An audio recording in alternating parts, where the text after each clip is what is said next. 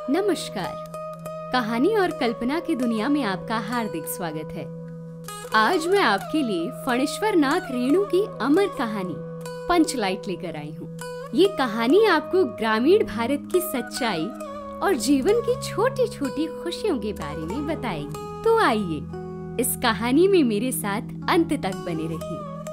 पिछले 15 दिनों से दंड जुर्माने के पैसे जमा करके महतो टोली के पंचों ने पेट्रोमैक्स खरीदा है रामनवमी के मेले में। गांव में सब मिलाकर 8 पंचायतें हैं। हर एक जाति की अलग अलग सभा चट्टी है। सभी पंचायतों में दरी, जाजिम, सतरंजी और पेट्रोमैक्स है। पेट्रोमैक्स जिसे गांव वाले पंचलाइट कहते हैं। पंचलाइट खरीदने के बाद पंचों ने मेले में ही तय किया 10 रुपए जो बच गए हैं इससे पूजा की सामग्री खरीद ली जाए। बिना नेम टेम के कल कब्जे वाली चीज का पुण्य नहीं करना चाहिए। अंग्रेज बहादुर के राज में भी पुल बनाने से पहले बलि दी जाती है। मेले से सभी पंच दिन दहाड़े ही गांव लौटे। सबसे आगे पंचायत का छड़ीदार पंचलाइट का डिब्बा माथे पर लेकर और उसके पीछे सरदार, दीवान और पंच वगैरह। गांव के बाहर ही ब्राह्मण टोले के फुटंगी झा ने टोक दिया, कितने में लालटीन खरीद हुआ महतो? देखते नहीं है पंचलाइट है। बामन टोली के लोग ऐसे ही ताप करते हैं। अपने घर की ढिबरी को भी बिजली बत्ती कहेंगे, दूसरों के पंचलाइट को लालटेन। टोले भर के लोग जमा हो गए। औरत मर्द बूढ़े बच्चे सभी काम काज छोड़कर दौड़े आए। चल रे चल, अपना पंचलाइट आया है पंचलाइट। छड़ीदार अग्नू महतो रह रहकर लोगों को चेतावनी देने लगा। हाँ, दूर से, जरा दूर से, छूछा मत करो, ठेस ना लगे। सरदार ने अपनी स्त्री से कहा, सांझ को पूजा होगी, जल्दी से नहा धोकर चौका पीढ़ी लगाओ। टोले की कीर्तन मंडली की मूल ज्ञान ने अपने भगतिया पच्छकों को समझा कर कहा, देखो आज पंचलैट की रोशनी में कीर्तन होगा। बेताले लोगों से पहले ही कह देता हूँ, आज यदि आखिर धरने में 1.5 भेड़ हुआ तो दूसरे दिन से एकदम बैकाट। औरतों की मंडली में गुलरी काकी गोसाई का गीत गुनगुनाने लगी। छोटे छोटे बच्चों ने उत्साह के मारे बेवजह शोरगुल मचाना शुरू किया। सूरज डूबने के 1 घंटा पहले से ही टोले भर के लोग सरदार के दरवाजे पर आकर जमा हो गए। पंचलैट पंचलैट। पंचलैट के सिवा और कोई गप नहीं, कोई दूसरी बात नहीं। सरदार ने गुड़गुड़ी पीते हुए कहा। दुकानदार ने पहले सुनाया, पूरे 5 कौड़ी 5 रुपया। मैंने कहा कि दुकानदार साहेब, ये मत समझिए कि हम लोग एकदम देहाती हैं। बहुत बहुत पंचलाइट देखा है। इसके बाद दुकानदार मेरा मुंह देखने लगा, बोला, लगता है आप जाति के सरदार हैं। ठीक है, जब आप सरदार होकर खुद पंचलाइट खरीदने आए हैं तो जाइए, पूरे 5 कौड़ी में आपको दे रहे हैं। दीवान जी ने कहा, अलबत्ता चेहरा परखने वाला दुकानदार है। पंचलैट का बक्सा दुकान का नौकर देना नहीं चाहता था। मैंने कहा, देखिए दुकानदार साहेब, बिना बक्सा पंचलैट कैसे ले जाएंगे? दुकानदार ने नौकर को डांटते हुए कहा, क्यों रे, दीवान जी की आंखों के आगे धुरखेल करता है? दे दो बक्सा। टोले के लोगों ने अपने सरदार और दीवान को श्रद्धा भरी निगाहों से देखा। छड़ीदार ने औरतों की मंडली में सुनाया, रास्ते में सन्न सन्न बोलता था पंचलैट, लेकिन ऐन मौके पर लेकिन लग गया। रूदल साहब बनिए की दुकान से 3 बोतल किरासन तेल लाया और सवाल पैदा हुआ, पंचलैट को जलाएगा कौन? ये बात पहले किसी के दिमाग में नहीं आई थी। पंचलैट खरीदने के पहले किसी ने ना सोचा, खरीदने के बाद भी नहीं। अब पूजा की सामग्री चौक पर सजी हुई है। कीर्तनिया लोग खोल ढोल करताल खोलकर बैठे हैं और पंचलैट पड़ा हुआ है। गांव वालों ने आज तक कोई ऐसी चीज नहीं खरीदी जिसमें जलाने बुझाने का झंझट हो। कहावत है ना, भाई रे गाय लूं तो दूहे कौन, लो मजा। अब इस कल कब्जे वाली चीज को कौन बाले? ये बात नहीं कि गांव भर में कोई पंचलैट बालने वाला नहीं। हर एक पंचायत में पंचलैट है, उसके जलाने वाले जानकार हैं।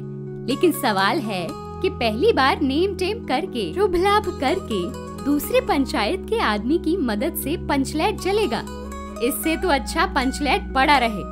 जिंदगी भर ताना कौन सहे? बात बात में दूसरे टोले के लोग कूट करेंगे। तुम लोगों का तो पंचलैट पहली बार दूसरों के हाथ से। ना ना, पंचायत की इज्जत का सवाल है, दूसरे टोले के लोगों से मत कहिए। चारों ओर उदासी छा गई। अंधेरा बढ़ने लगा। किसी ने अपने घर में आज डिबरी नहीं जलाई थी। आज पंचलैट के सामने डिबरी कौन बालता है? सब किए कराए पर पानी फिर रहा था। सरदार, दीवान और छड़ीदार के मुंह में बोली नहीं। पंचों के चेहरे उतर गए थे।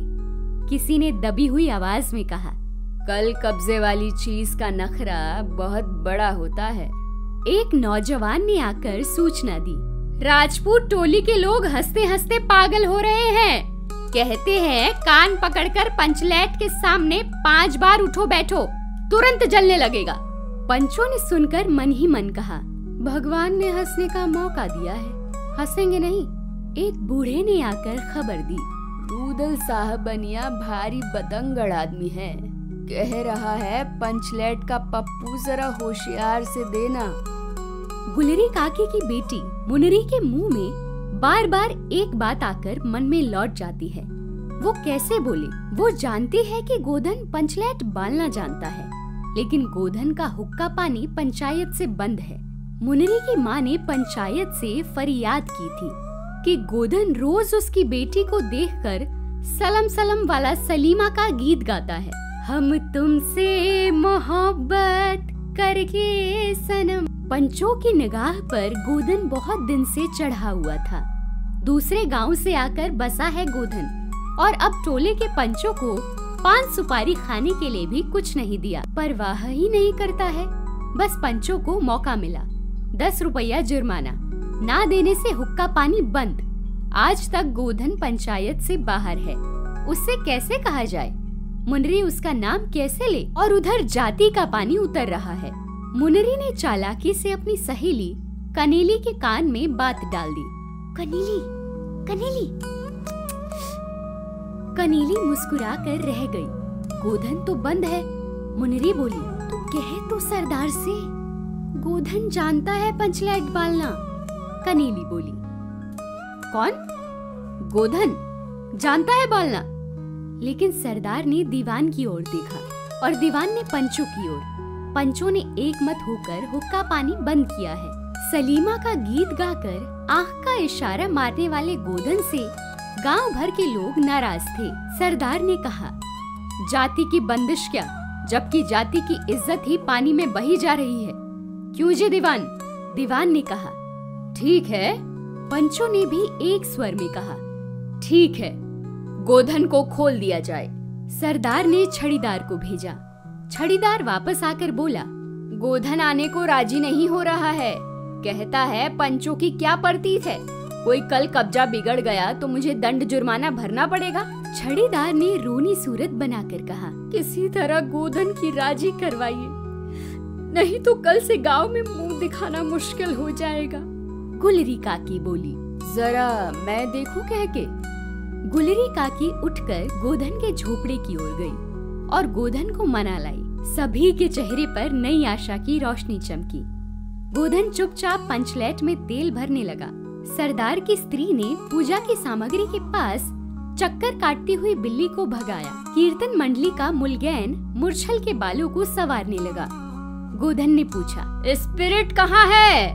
बिना स्पिरिट के कैसे जलेगा? लो मजा। अब ये दूसरा बखेड़ा खड़ा हुआ। सभी ने मन ही मन सरदार, दीवान और पंचों की बुद्धि पर अविश्वास प्रकट किया। बिन बूझे समझे काम करते हैं ये लोग। उपस्थित जन समूह में फिर से मायूसी छा गई। लेकिन गोधन बड़ा होशियार लड़का है, बिना स्पिरिट के ही पंचलैट जलाएगा। थोड़ा गरी का तेल ला दो।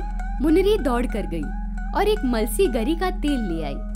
गोधन पंचलैट में पंप देने लगा।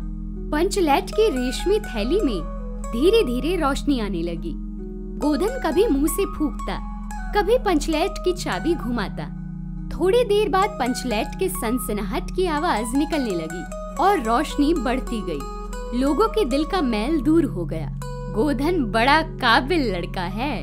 अंत में पंचलाइट की रोशनी से सारी टोली जगमगा उठी तो कीर्तनिया लोगों ने एक स्वर में महावीर स्वामी की जय ध्वनि के साथ कीर्तन शुरू कर दिया।